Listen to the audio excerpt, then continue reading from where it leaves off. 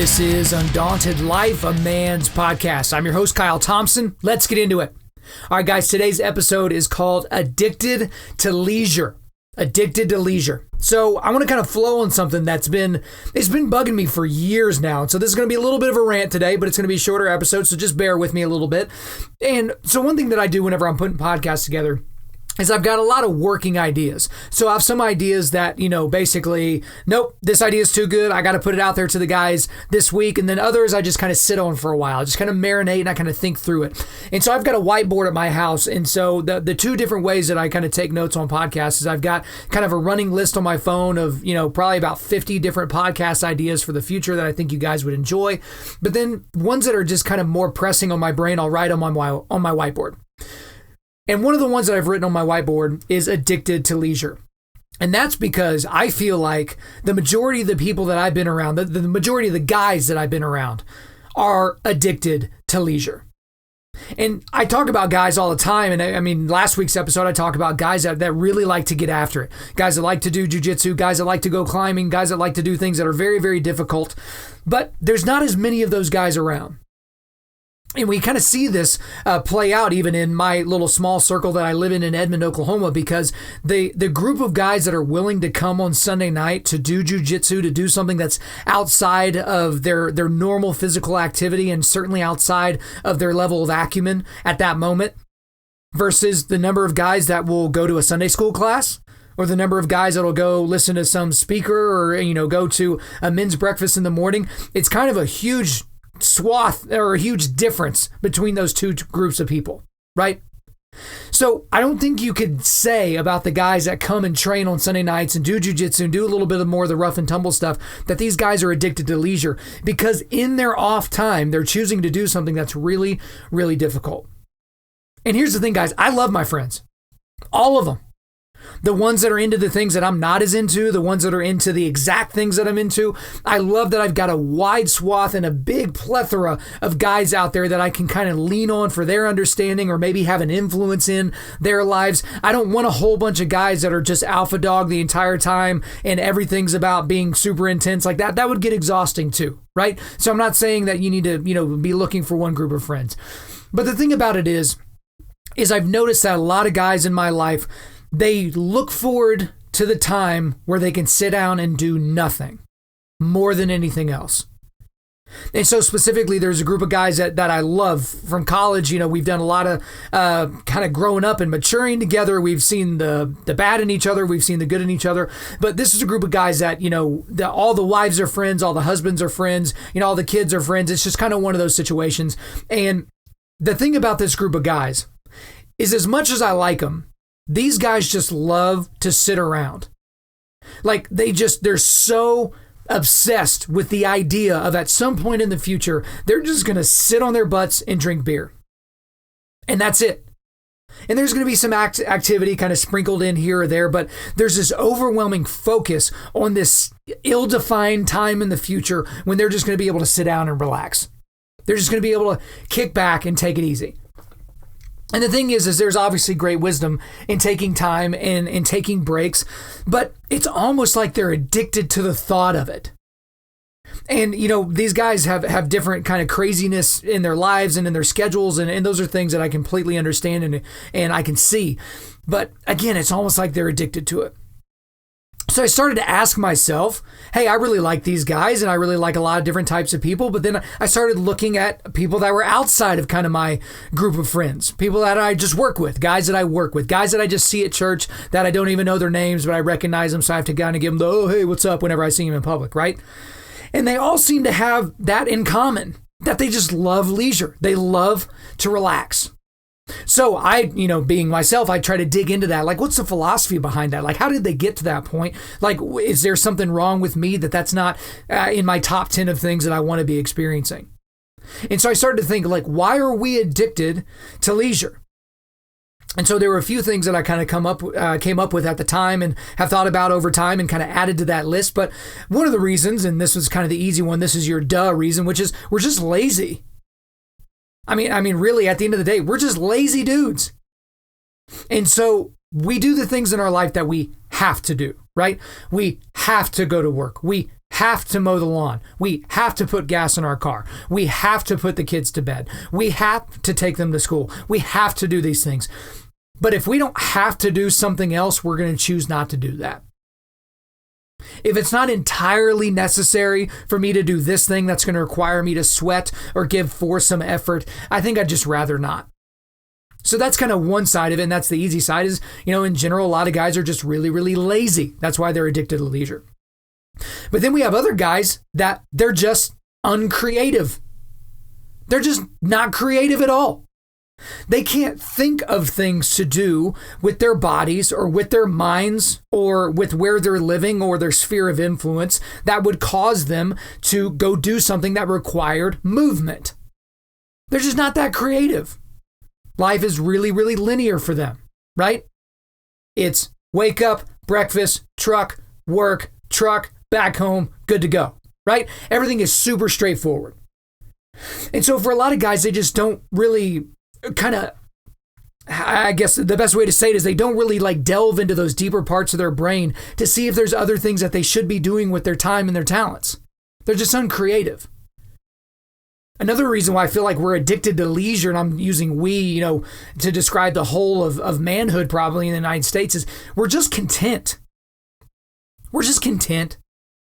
Things have gone pretty well for a while. And you know what? I don't really want to rock the boat. I don't want to do anything that's going to maybe push me or change things or require me to adjust my lifestyle or how I'm spending my money or how I'm spending my time. You know what? We're just content. Our job, it's kind of driving us insane, but hey, it's a job. There are people out there without jobs. And so we just need to just kind of thank our lucky stars, which obviously is a good thing to do. But at the same time, it's just, you know what? We're good here. And gosh, having that type of a lifestyle leads you to a moment where you can just be relaxed and take it easy. But another reason I think is because we're scared. A lot of us are scared. So I talked about this at the end of the last podcast where I was talking about that kind of mountaineering backpacking trip that I went on and all the different things that went into that. And that most guys that I know and a lot of guys that maybe even yourself, you just would have never done something like that. Because you're scared of being found out. You're scared of being the guy that doesn't know what he's doing. You're scared of being the guy that's getting embarrassed. Or you're scared of being the guy that's going to just not have the answers at that exact moment when someone needs an answer. So a lot of us are scared to do things that are kind of outside of the purview of leisure. Because leisure is pretty straightforward. It usually involves a remote in one hand, maybe the phone in the other, your feet up on a couch cushion, and just kind of vegging, right? And there's a time for that. Don't hear me say that don't surmise what I'm saying is that you shouldn't do that. You shouldn't relax and, recharge your batteries.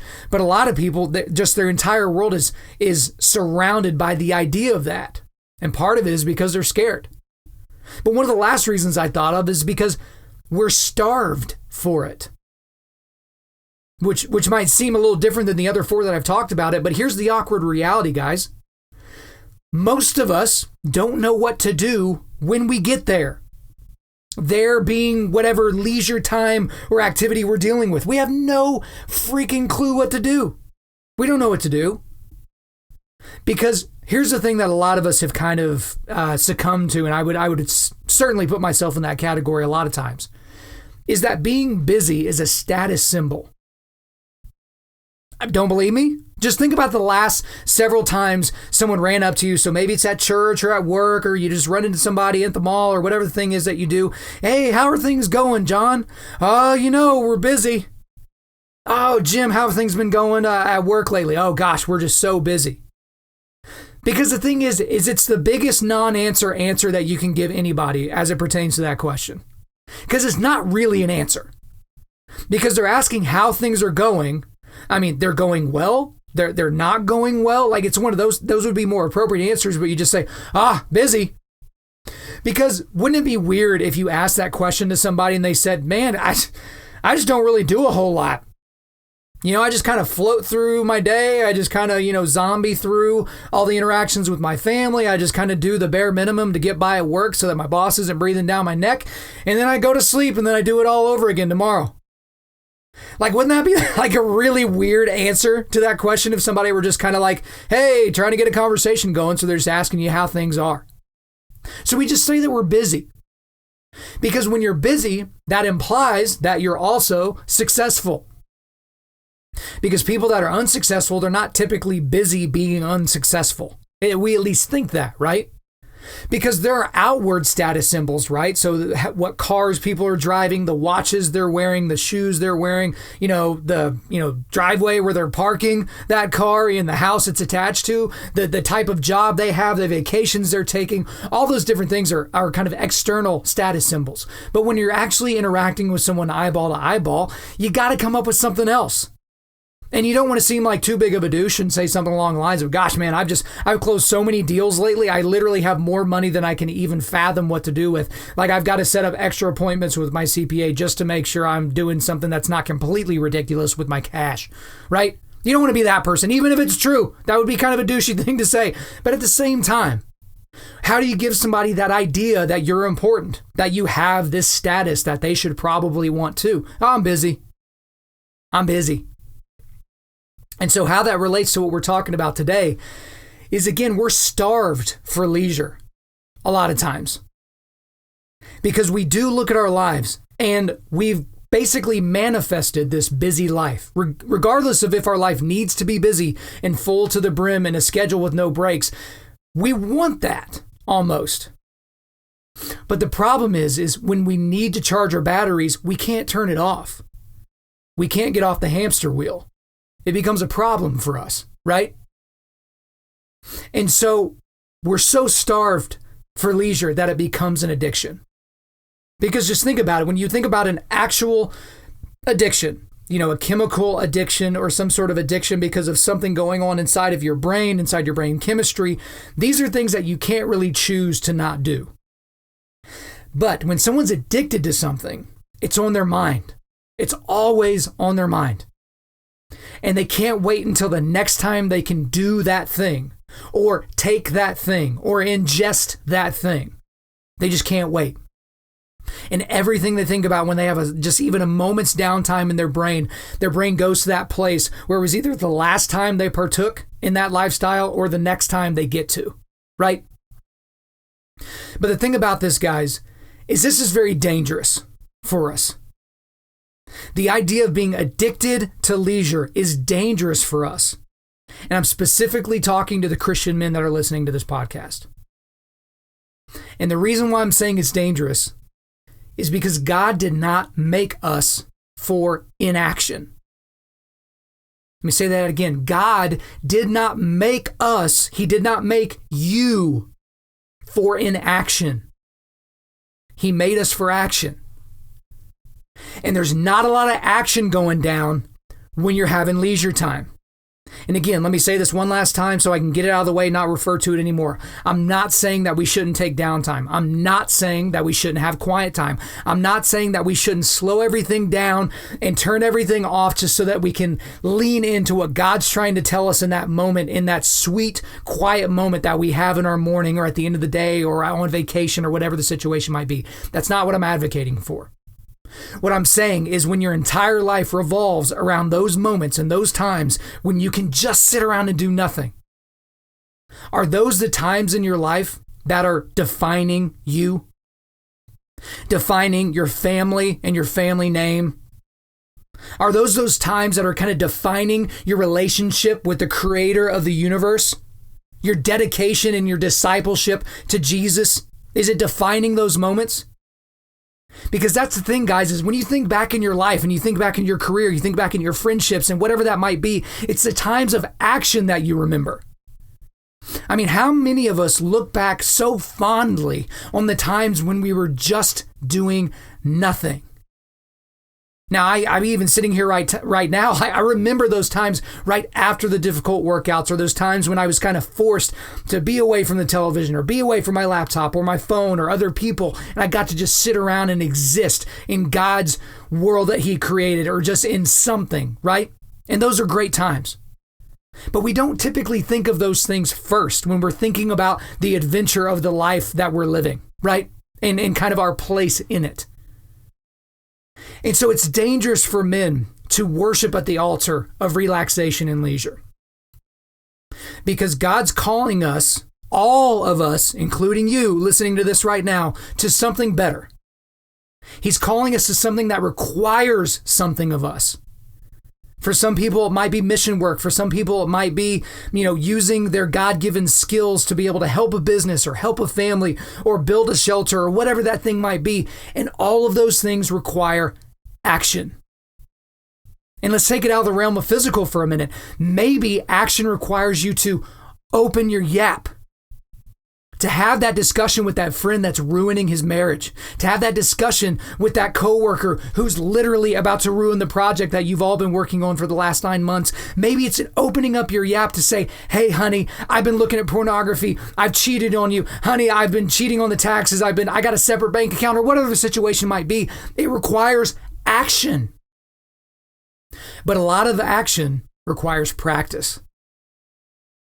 For a lot of you guys, I know a lot of you guys out there golf. And again, I've told you before, I'm not much of a golfer, but I think it's an easy thing here. For most of us, you can't just go out and, having not hit a golf ball for 10 years, go out and play a round of golf and, play somewhere around par. It just doesn't work that way. There are certain sports where you can just do something by accident. You can accidentally make a half-court shot. You can accidentally make contact with a slow-pitch softball, but you can't accidentally be good at hitting a golf ball. It just doesn't work consistently over and over. You have to practice that. You have to practice action. Because here's the thing about leisure, my friends. You don't have to practice that. You just unplug. You just unplug and you go about your day. There's no practice involved. Most of you guys don't have to really get ready to have leisure time. Some of you guys that, run businesses and you've got payroll and you've got a lot of employees. Yeah, you kind of have to plan that. You can't just disengage from your entire life and just go that direction. It doesn't really work out that way.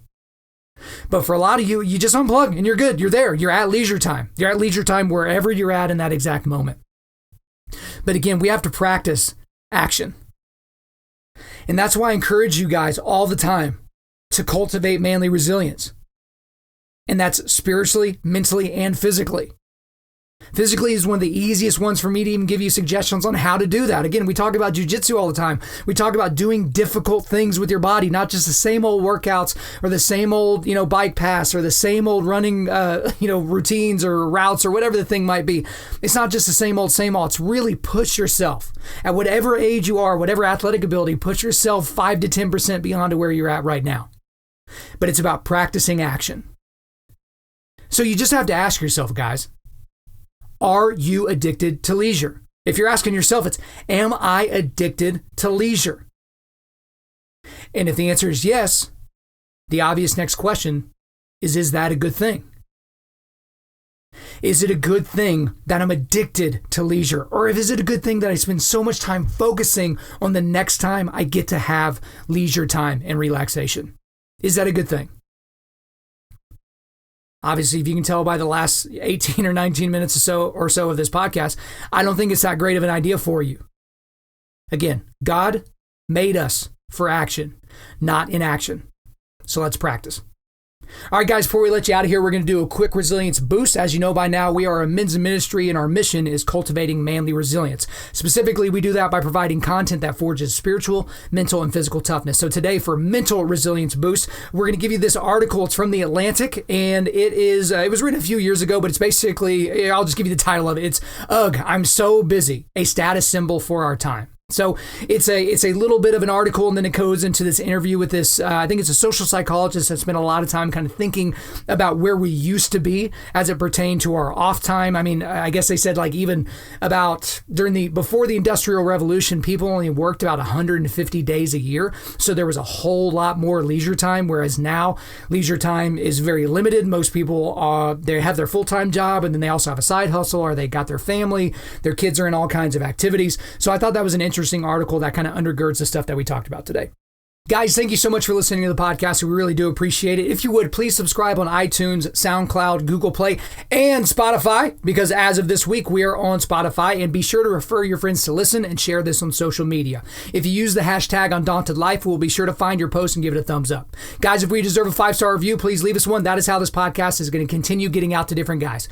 I'm currently booking speaking engagements for the remainder of 2019 and the beginning of 2020. So if you want me to come speak to your men's event, to your retreat, to your team, whatever, hit me up via email, info@Undaunted.Life. Again, that's info@Undaunted.Life. The website is www.Undaunted.Life, and you can follow us on Instagram and Twitter @Undaunted.Life or Facebook.com/Undaunted.Life. Check out our free devotionals on the YouVersion Bible app. Just search Undaunted Life under plans. And as always, we want to thank the band August Burns Red for allowing us to use their entire music library for our content. The intro-outro track on this podcast is their song King of Sorrow, which is off their latest record entitled Phantom Anthem. The links to all of this are in the description. I'm your host, Kyle Thompson. Remember, keep cultivating manly resilience, keep forging spiritual, mental, and physical toughness, keep seeking the Lion of Judah.